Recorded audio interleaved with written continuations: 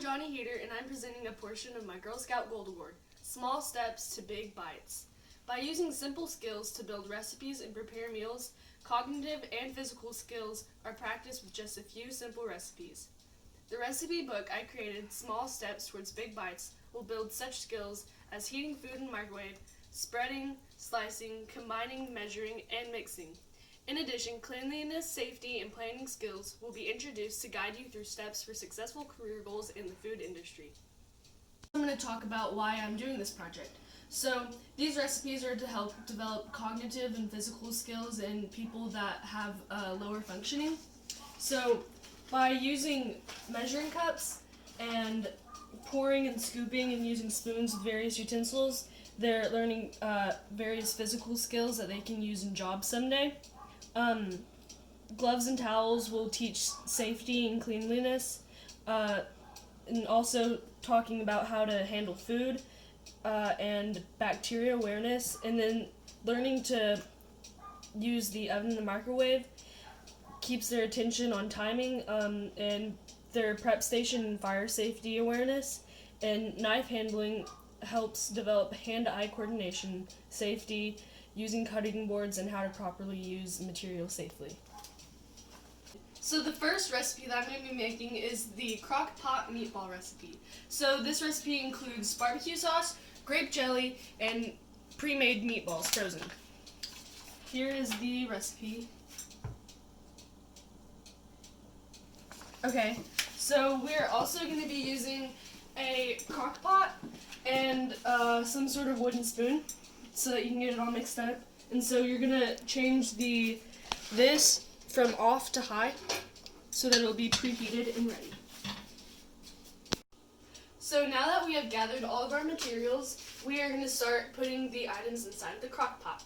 So first, we're going to start with the grape jelly and the barbecue sauce. And we're going to take all of the grape jelly and all of the barbecue sauce and put it inside of our crock pot.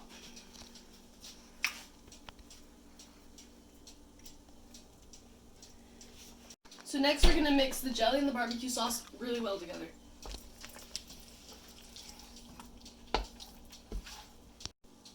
Now we're going to add in the frozen meatballs that are fully cooked.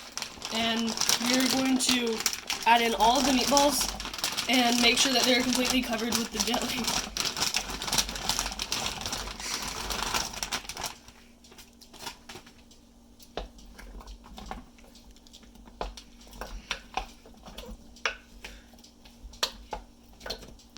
Okay, and so once you are done mixing, you need to make sure that right here, this isn't on low, it's supposed to be on high.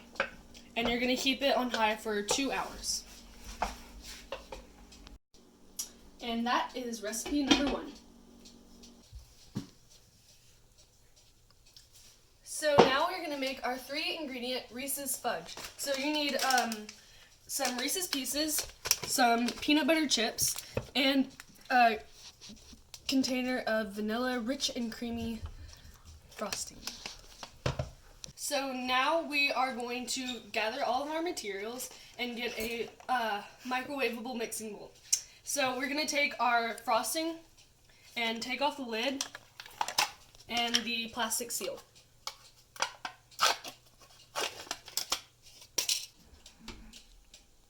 Okay, so now we're going to open up the microwave, put that in there, and we're going to take a paper towel, cover up the top of it, and start microwaving for 30 seconds. So now we're going to take our peanut butter chips and put them into a microwavable bowl, and we're going to microwave these for 30 seconds, like the frosting. So now we're going to take the peanut butter chips out of the microwave and mix them up, and then we're going to put them in for another 30 seconds so that it'll all have been microwaved for a whole minute. So now, once we get the peanut butter chips out of the microwave, we are going to take the vanilla frosting and mix it in with those. And now we're going to mix the peanut butter and the frosting well. So now we're going to take our cup measure and measure out 2 cups of Reese's Pieces and mix it in with the peanut butter and icing mixture.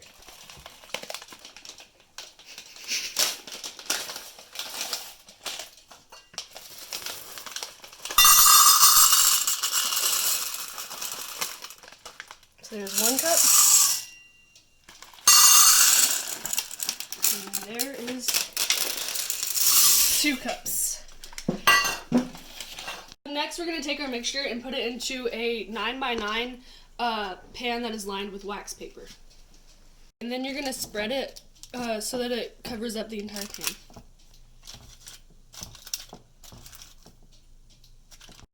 Next, we're going to place it in the fridge for 30 minutes.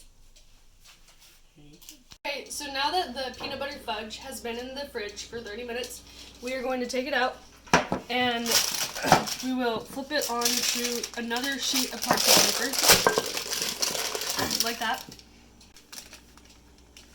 So now we're going to take the parchment paper off of it. So now we're going to take a knife, pretty much any knife, but I'm using this, and we're going to cut it into smaller squares. So cut it in half first, like that.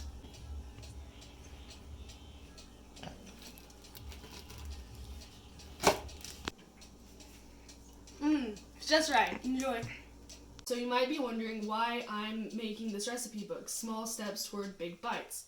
Well, in my high school, there is a special population of kids that have lower cognitive and physical abilities, and so I've always been curious what happens to them after they graduate. And so I asked my teachers one day, and they informed me that the classes that they are in are specifically made so they can develop skills that they can use to, 1, live independently or to get jobs someday.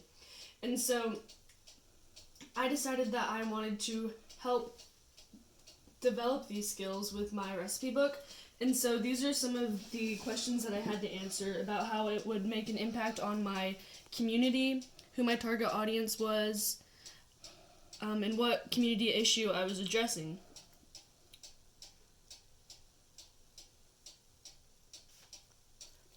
So now it's time to start on the yogurt parfait. So for this, you're going to need some vanilla yogurt, blueberries, strawberries, some syrup, graham crackers, crushed walnuts, some measuring cups, and a mixing spoon and a glass. So all of this stuff is optional. So first we are going to wash our hands and wash the fruit.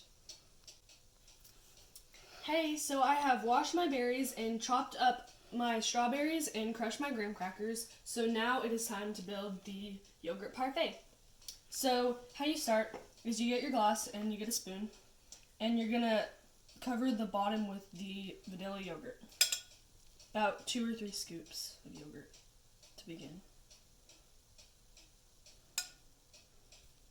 Okay, so next you can pretty much do this in any order, but I'm going to go ahead and add my strawberries.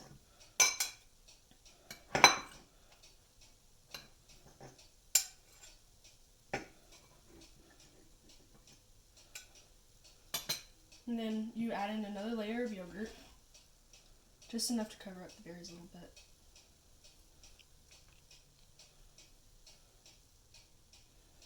And then you add in the blueberries.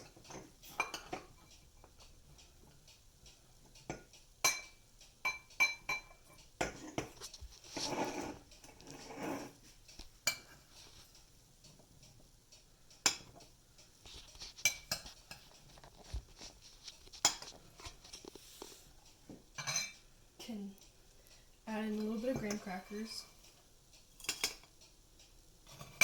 and then your walnuts, and then you top it all off with some more yogurt.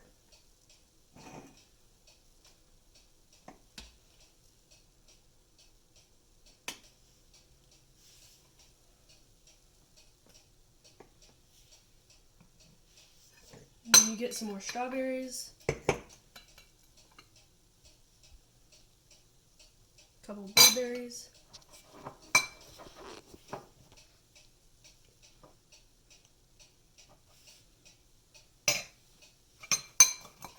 you add some syrup on top.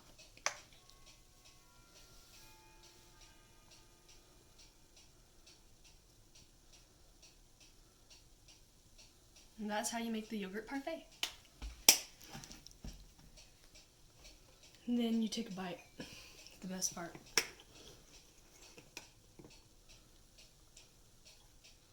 Mm.